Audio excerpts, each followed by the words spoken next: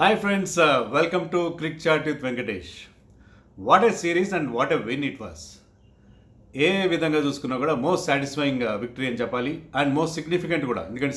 ఎందుకంటే world test championship ఫైనల్కి మనం ఈ విజయంతో చేరుకోగలిగాం.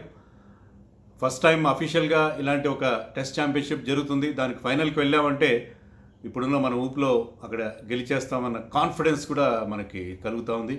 సో అఫీషియల్గా టెస్ట్ ఛాంపియన్గా డిక్లేర్ కావడానికి ఇండియాకి గ్రేటెస్ట్ ఆపర్చునిటీ ఈ సిరీస్ క్రియేట్ చేసింది.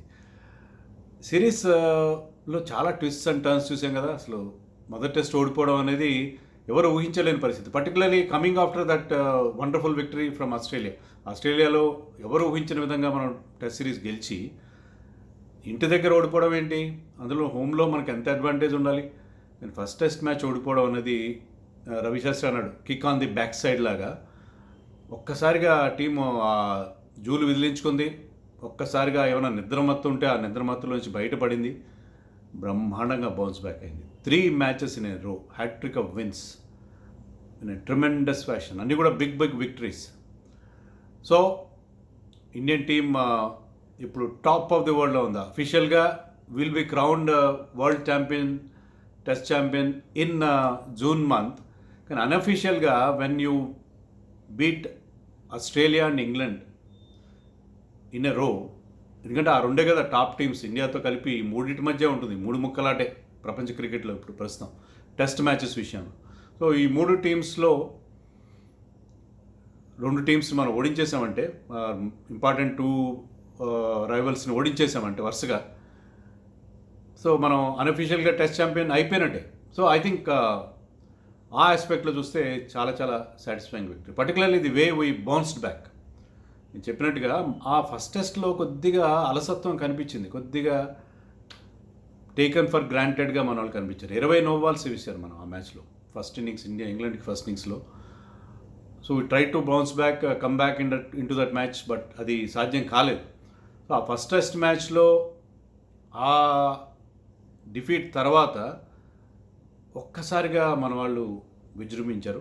ఆ తర్వాత ఇంగ్లాండ్కి ఎలాంటి ఛాన్స్ ఇవ్వలేదు. మీరు చూడండి, ఆ ఫస్ట్ ఇన్నింగ్స్లో ఇంగ్లాండ్ కుడ్ స్కోర్ 578 రన్స్ అనుకుంటా,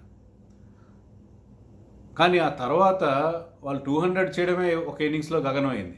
ఎక్సెప్ట్ ఈ టెస్ట్ మ్యాచ్లో 205 చేశారు, కానీ మిగతా ఏ ఇన్నింగ్స్లో కూడా వాళ్ళు 200 కూడా వాళ్ళు ఇన్నింగ్స్ క్రాస్ చేయలేకపోయారు. సో అంత బాగా మన బౌలర్స్ బౌలింగ్ చేశారు ఆ ఫస్ట్ టెస్ట్ మ్యాచ్లో.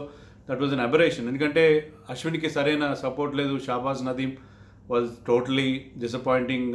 వాషింగ్టన్ సుందర్ ఫస్ట్ మ్యాచ్ ఆ నర్వ్స్ ఉన్నాయి అతనికి.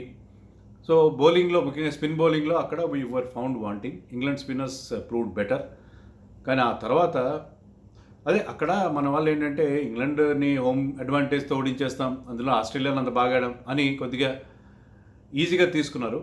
ఆ తర్వాత మాత్రం ఏమాత్రం ఈజీగా తీసుకోలేదు.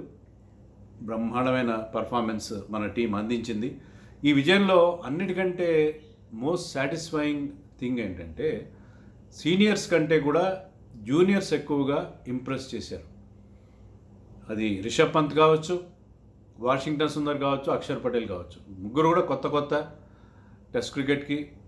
రిషబ్ పంత్ మనం చూసాం 91 చేశాడు ఫస్ట్ టెస్ట్ మ్యాచ్లో, బ్రహ్మాండమైన రియర్ గార్డ్ యాక్షన్ అది. తర్వాత సెకండ్ టెస్ట్లో ఒక 58, ఒక కీ ఇన్నింగ్స్ అది. అండ్ ఇంకా ఈ 4th టెస్ట్కి వచ్చేసరికి మ్యాచ్ విన్నింగ్ పర్ఫార్మెన్స్ కదా, 105, సూపర్ 101, సూపర్ నాక్ అది. Under trying conditions, when team is in trouble, when team needed him to score some big runs. So Rishabh Pant batting, and don't forget his keeping. So ఒక్కసారిగా అతని మీద మనకున్న సందేహాలన్నీ పోయినాయి. అతను batting short selection బాగుండదు, అనవసరంగా ర్యాష్ షాట్స్ కొడతాడు అనేది అది క్లియర్ చేసేసాడు. టఫ్ సిచ్యుయేషన్లో అడగలేదు, ఆస్ట్రేలియాను క్లియర్ చేశాడు. ఇక కీపింగ్ విషయానికి వస్తే స్పిన్నర్స్కి సరిగ్గా కీపింగ్ చేయలేడు. హోమ్లో అయితే మనం వృద్ధిమాన్ సాహాతో వెళ్దాం, బయట అయితే రిషబ్తో వెళ్దాం అని అనుకుంటే స్పిన్నర్స్కి అనే టఫ్ టర్నింగ్ ట్రాక్స్ మీద బ్రహ్మాండమైన కీపింగ్ చేశాడు. దానికి రీజన్ ఏం చెప్పాడంటే నేను ఎంతో ప్రాక్టీస్ చేశాను, తర్వాత బ్యాటింగ్లో ఉన్న కాన్ఫిడెన్స్ నాకు హెల్ప్ చేసిందని చెప్పాడు. ఈ విషయాన్ని కూడా మనం ఇంతకుముందు కూడా డిస్కస్ చేస్తున్నాం. When you become confident, every aspect of your game will improve. So that only happened with Rishabh Pant. So Rishabh Pant ఈ సిరీస్లో బ్రహ్మాండమైన పర్ఫార్మెన్స్. వాషింగ్టన్ సుందర్ ఫస్ట్ టెస్ట్లో చూసాం 85 నాట్అవుట్, సూపర్ ఇన్నింగ్స్. సెకండ్ టెస్ట్లో అతను డ్రాప్ చేశారు ఫర్ టీమ్ కాంపోజిషన్లో, అది అవసరమైంది. థర్డ్ టెస్ట్లో అతను అవసరం పెద్దగా రాకపోయింది, ఒక వికెట్ తీశాడు, బ్యాటింగ్లో పెద్దగా టఫ్ పిచ్ మీద అందరితో పాటు అతను కూడా ఫెయిల్ అయ్యాడు. థర్డ్ టెస్ట్లో what a partnership it was with Rishabh Pant. తర్వాత అక్షర్తో కూడా ఒక సెంచరీ పార్ట్నర్షిప్, రిషబ్తో ఒక సెంచరీ పార్ట్నర్షిప్, అక్షర్తో ఒక century partnership to put it beyond ఇంగ్లాండ్కి ఇంకా థర్డ్ డే రోజున ఏ మాత్రం రికవర్ అయ్యే అవకాశం ఉంటే దాన్ని పూర్తిగా అది అంటే last nail in the coffin, అది మనం వాషింగ్టన్ సుందర్ నుంచి చూసాం. So is very very useful cricketer to have in Indian team for his bowling, batting and whatever. What a cricketer he's. And Akshar Patel, అసలు ఒక 3 నెలల క్రితం అక్షర్ పటేల్, వాషింగ్టన్ సుందర్ వీళ్ళిద్దరూ టెస్ట్ మ్యాచ్ల్లో ఆడతారంటే ఎవరైనా నవ్వే ఉండేవారు. ఎందుకంటే వీళ్ళిద్దరూ IPL and white ball cricket స్పెషలిస్టులుగా మనకి కనిపించారు. వాళ్ళ ఫస్ట్ క్లాస్ క్రికెట్ కూడా అంత గొప్పగా లేదు. మరి అలాంటప్పుడు వాళ్ళు సడన్గా టెస్ట్ మ్యాచ్లో వాళ్ళకి అవకాశం ఇచ్చినందుకు మన టీమ్ మేనేజ్మెంట్ని, సెలెక్టర్స్ కూడా మెచ్చుకోవాలి. అందరూ రవిశాస్త్రిని క్రిటిసైజ్ చేస్తారు, కానీ Ravi Shastri being a left arm spinner himself, he must have notice that special quality. ఎందుకంటే అతని బాల్స్ కొన్ని టర్న్ అవుతాయి, కొన్ని విత్ ఆర్మ్ స్ట్రైట్ అవుతాయి అక్షర్ పటేల్. సో అది అతను గుర్తించినట్టున్నాడు. సో అతన్ని టెస్ట్ టీంలోకి తీసుకురావడంలో I think being a left arm spinner himself Ravi Shastri's role ఉంటుందని నేను అనుకుంటున్నాను. సో ఏదో విధంగా అతను తీసుకొచ్చారు and he was wonderful, actually wonderful. ఎందుకంటే అతను 27 వికెట్స్ ఏంటి 3 టెస్ట్ మ్యాచెస్లో, అంటే టెస్ట్ మ్యాచ్కి 9 వికెట్స్, దాంట్లో 4 5-వికెట్ హాల్స్, ఒక 10 wicket haul in a match. So dream test debut series అతనికి. సో అక్షర్ పటేల్ ఏమాత్రం కొత్త అనిపించలేదు, very very nagging, very very accurate and perfect foil for Ashwin. Yes, మనం జూనియర్స్ గురించి మాట్లాడడం, ఆ జూనియర్స్లో మనం సిరాజ్ని కూడా చేర్చాలి. అతనికి వచ్చిన లిమిటెడ్ ఆపర్చునిటీస్లో సిరాజ్ కూడా పర్ఫార్మ్డ్ రియలీ వెల్. ముఖ్యంగా ఈ లాస్ట్ టెస్ట్ మ్యాచ్లో జో రూట్ వికెట్ తీశాడు, బెయిర్స్టో వికెట్ తీశాడు, అందుకంటే ఏం కావాలి? What more you want from an youngster like him. So all these youngsters, not to forget Shubman Gill, స్టార్టింగ్లో బాగా స్టార్ట్ చేశాడు. తర్వాత ఏంటంటే ఒకసారి మీకు ఆ రెప్యుటేషన్ వచ్చిన తర్వాత ఆ ప్రెషర్ అనేది ఉంటుంది. సో అది కొద్దిగా it seems to got the better of him, but we know his talent, is immensely talented. So he will come back, no problem at all. So ఈ యంగ్స్టర్స్ అందరూ బాగా పర్ఫామ్ చేశారు. అయితే సీనియర్స్ ఎవరు పర్ఫామ్ చేయలేదా? Seniors ఆశించిన స్థాయిలో perform చేయలేదు. దాంట్లో కెప్టెన్ కోహ్లీ కూడా ఉన్నాడు, రహానే అండ్ పుజారా ఉన్నారు, ఇషాంత్ శర్మ కూడా ఉన్నాడు. బట్ కోహ్లీ ఒక 2 ఇంపార్టెంట్ ఇన్నింగ్స్ ఆడాడు.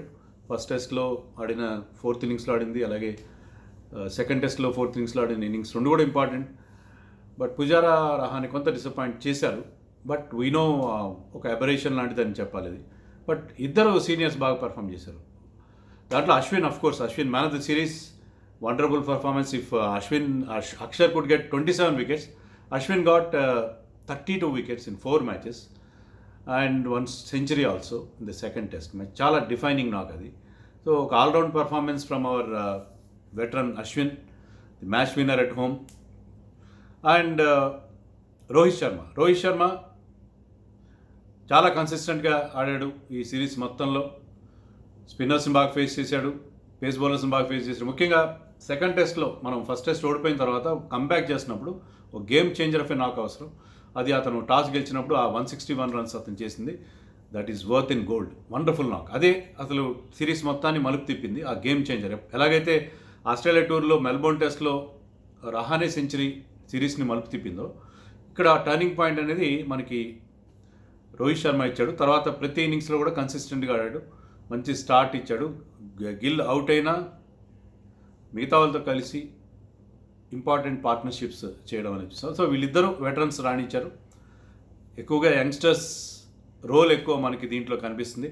బట్ ఓవరాల్గా ఒక టీమ్ పర్ఫార్మెన్స్ మనకి స్పష్టంగా కనిపిస్తుంది. అందరూ కంట్రిబ్యూట్ చేశారు. They started enjoying the success of others. అది ఏ టీంకైనా ఇంపార్టెంట్. అంటే నేను ఫెయిల్ అయినా సరే నా సహచరుడు సక్సెస్ అయితే అది కూడా ఎంజాయ్ చేయాలి. సో ఆ టీమ్ స్పిరిట్ అనేది ఈ టీంలో కనిపించింది డెఫినెట్గా.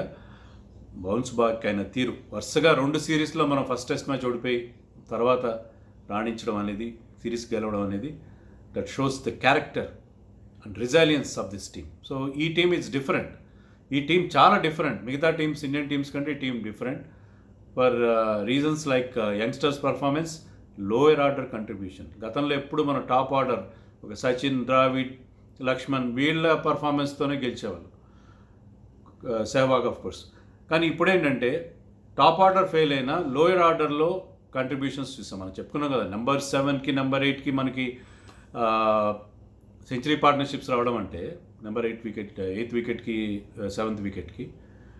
అంతకుముందు మ్యాచ్ మొత్తంలో సెంచరీ పార్ట్నర్షిప్స్ లేవు. The shows the lower order resilience. So lower order ఎంత బాగా పర్ఫామ్ చేస్తుంది అనేది ఈ సిరీస్లో మనకి గ్రేటెస్ట్ ఒక టేక్ అవే అని చెప్పాలి. సో ఏ విధంగా చూసుకున్నా కూడా satisfying performance from everybody.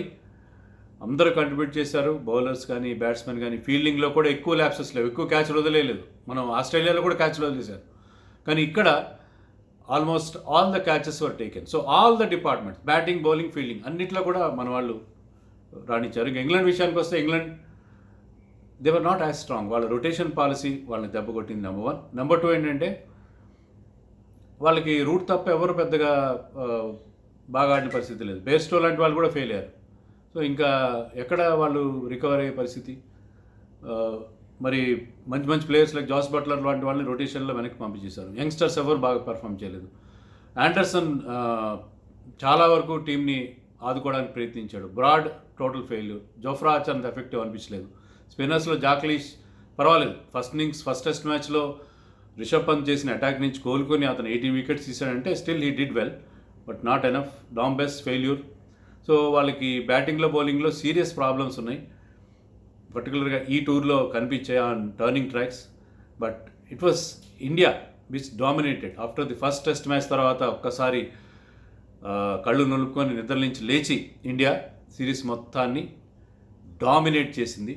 Pitch గురించి కూడా లాస్ట్ టెస్ట్ మ్యాచ్లో వాళ్ళు మాట్లాడడానికి ఏ మాత్రం అవకాశం లేదు. ఎందుకంటే వాళ్ళకి మంచి కండిషన్స్ ఉన్నప్పుడు 205 చేశారు ఫస్ట్ ఇన్నింగ్స్లో టాస్ గెలిచి. మన వాళ్ళు 365 చేశారు. నెంబర్ 8లో వచ్చిన బ్యాట్స్మెన్ 96 చేశాడు, నెంబర్ 6 101 చేశాడు, నెంబర్ 9 43 చేశాడు. సో పిచ్లో ఏముంది అక్కడ problem? Me medium pacers out of 10 wickets 7 wickets తీసుకున్నారు. 4 wickets for Ben Stokes, 3 wickets for Anderson. So ఈ టర్నింగ్ ట్రాక్ అని ఎలా అంటారు మీరు? సో ఏమైనా థర్డ్ టెస్ట్ విషయంలో వాళ్ళు కంప్లైంట్ చేయడానికి అవకాశం ఉందని, ఫోర్త్ టెస్ట్ విషయంలో పిచ్ గురించి చాలా చర్చలు జరిగాయి. ఇక్కడ ఏ మాత్రం అవకాశం లేదు, నోరు మూసేసుకోవాల్సింది వాళ్ళు. సో అది పరిస్థితి. So extraordinary win and we're very very happy with India's performance. ఇదే కంటిన్యూ చేయండి. తర్వాత T20s ఉన్నాయి, వన్డేస్ ఉన్నాయి, వాటిలో కూడా ఇదే ఊపు కొనసాగిస్తారని ఆశిద్దాం. అండ్ పర్సనల్ లెవెల్లో నిన్న నాకు బాగా కోల్డ్ చేసింది. దాని గురించి మీరు అందరూ ఎక్స్ప్రెస్ చేసిన కన్సర్న్, ఇచ్చిన సలహాలు అందరికీ thank you very much. Cold అది ఏం ఈరోజు తగ్గిపోయింది, ఒక్కరోజు కొద్దిగా ఇబ్బంది పెట్టింది. అప్డేట్స్ అండ్ అనాలిసిస్ కొనసాగుతాయి అన్ని క్రికెట్ మ్యాచెస్ మీద. సబ్స్క్రైబ్ చేయకపోతే సబ్స్క్రైబ్ చేయండి. That's all for now. By.